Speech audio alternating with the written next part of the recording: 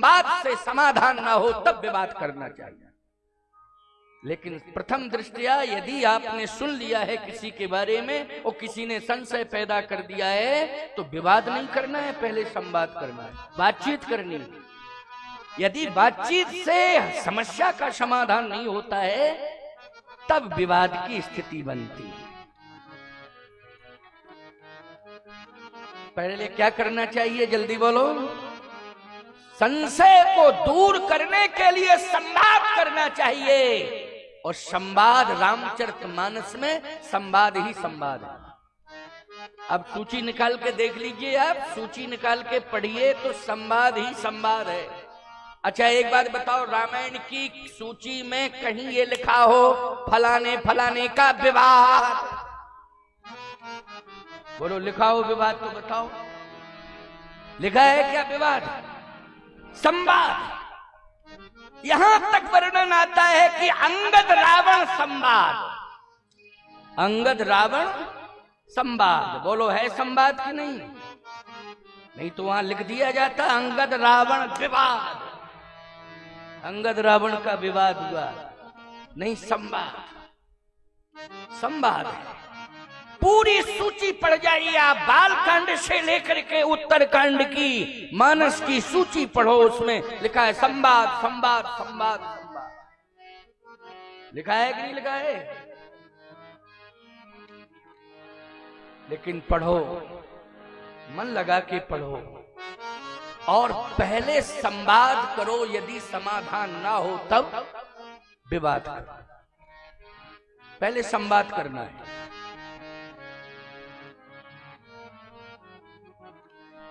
आज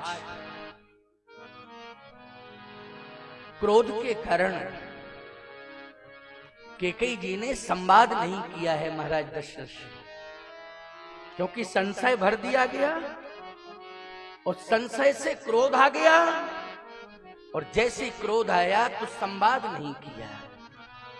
जबकि दशरथ जी ने संवाद करने की कोशिश की, ठीक ही नहीं?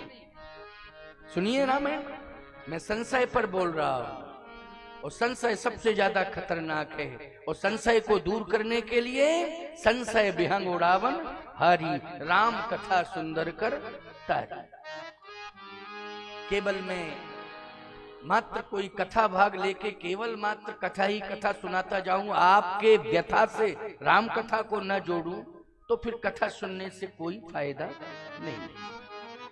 वैसे रामायण तो आप पढ़ सकते हो घर में, कोई दिक्कत नहीं, लेकिन नहीं, व्यथा कैसे दूर होगी, इसके लिए आपने बुलाया है मुझे।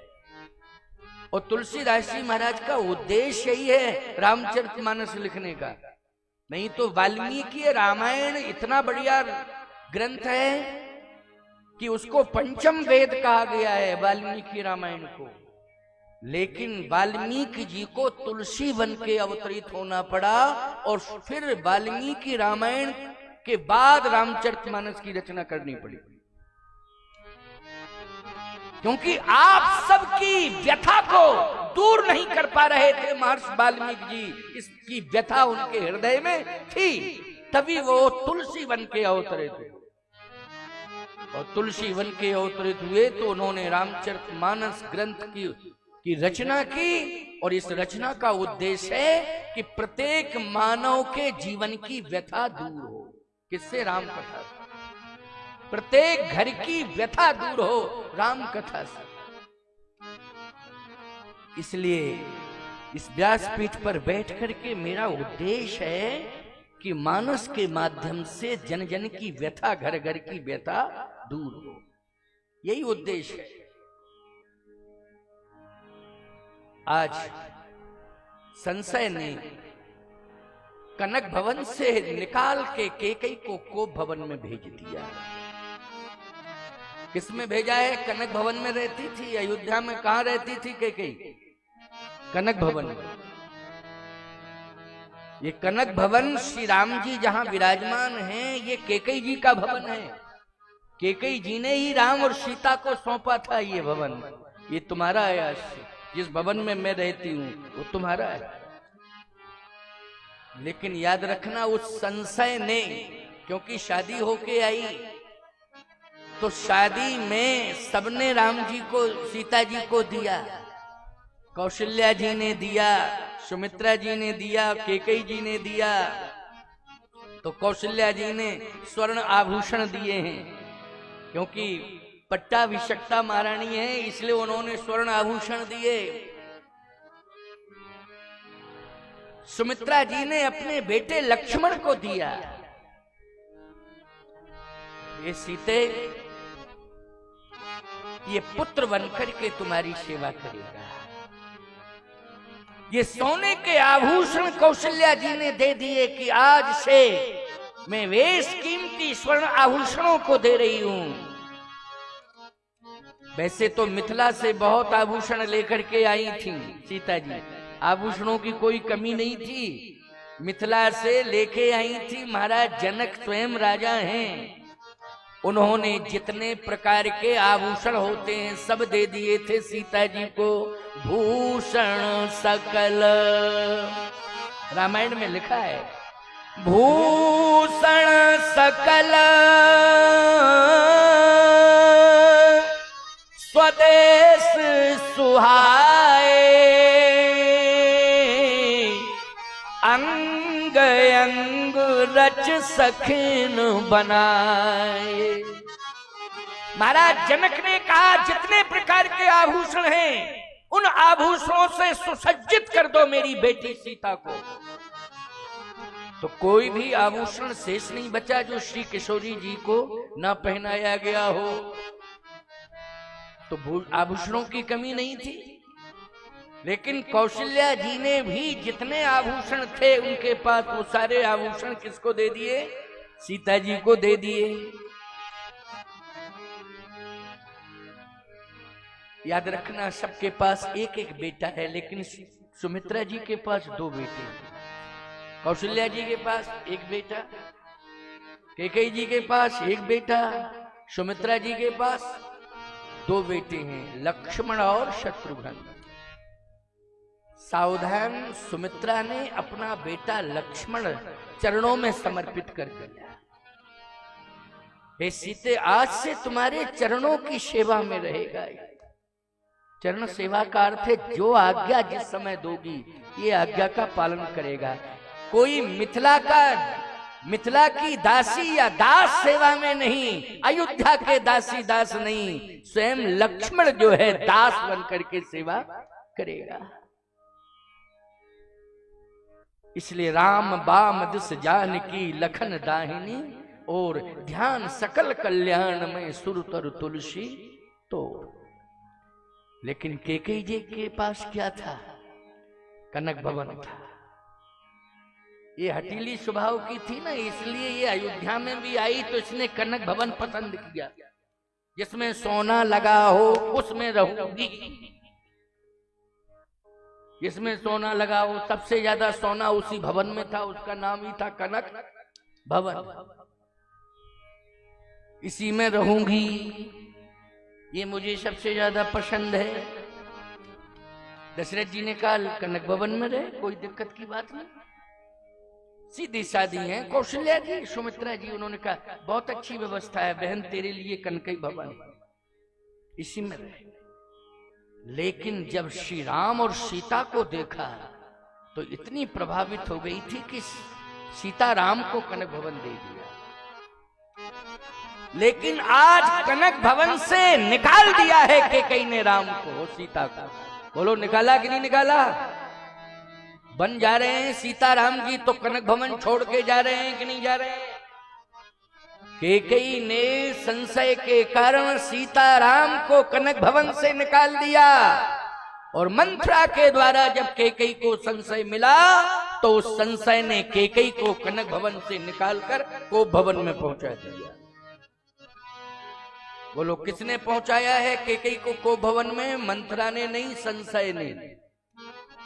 कि भरत बंदी गृह से ही है लखन राम के ने, ये संशय है। इसलिए एक एक बात सुनते जाओ, बहुत महत्वपूर्ण बात है। अच्छे श्रोता हो तभी मैं इस प्रकार की कथा सुनाता हूं, नहीं तो हवाई सर्वे कर देता हूं कथा में, है ना। फिर ये हुआ, फिर ये हुआ, फिर वो हुआ है, और पता नहीं इधर उधर की बातें मैं कभी कभी कह देता हूं जब मूड बनता है, लेकिन नहीं, श्रोता तुम अच्छे हो, इसलिए मैं बहुत ही महत्वपूर्ण बातें सुना रहा हूं। अच्छे श्रोताओं में अपने आप सुनाने का भाव बन जाता है। नरसिंहपुर जिला पूरा कथा का गढ़ है और राम कथा का गढ़ है।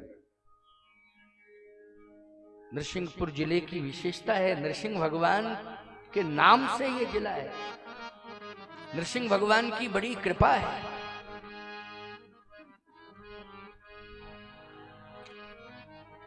सब लोग बैठे हैं। अब वैसे तो आपकी उपस्थिति कल भी अच्छी थी, लेकिन आज तो और अच्छी है, अब दिनों दिन बढ़ती जाएगी।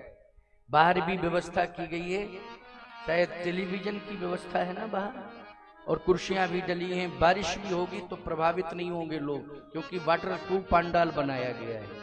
और जितनी व्यवस्था यहाँ है बैठने की, उतनी ही व्यवस्था बाहर दी गई है। बहुत सुंदर प्रबंध किया गया है। और इसके अलावा यदि और लोग आते तो ऊपर भी बालकनी में भी व्यवस्था है।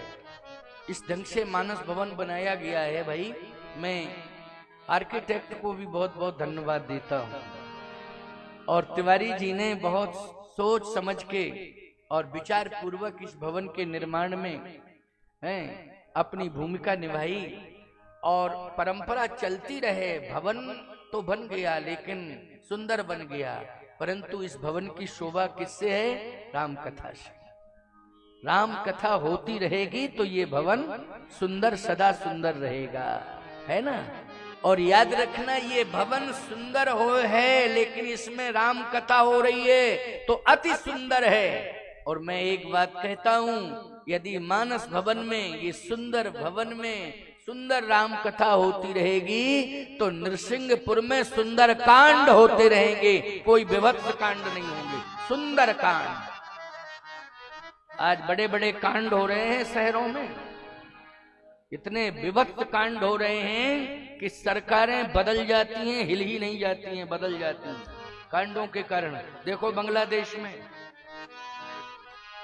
प्रधानमंत्री को इस्तीफा देना पड़ा, भागी भागी फिर रही, भारत में आके शरण ली, और वहां के मुसलमान पता नहीं क्या क्या बक रहे हैं हिंदुओं के लिए, प्रताड़ित भी कर रहे हैं। ये दैत्य संस्कृति है। कौन सी संस्कृति है ये क्रूरता की संस्कृति, दैत्य संस्कृति है। जबरदस्ती हिंदुओं को इस्लामिक बनाने के लिए, इस्लाम का अनुयायी बनाने के लिए प्रेशर, दबाव बना रहे हैं। न जाने कितने प्रकार की धमकियां और यातनाएं दे रहे हैं। भारत सरकार को कठोर निर्णय लेना पड़ेगा, हिंदुओं की रक्षा करनी पड़ेगी। इसके लिए प्रधानमंत्री जी को सोचना पड़ेगा, और 15 अगस्त को उन्हें कोई ऐसी घोषणा करनी पड़ेगी जिससे बांग्लादेश का हिंदू सुरक्षित रहे। मुझे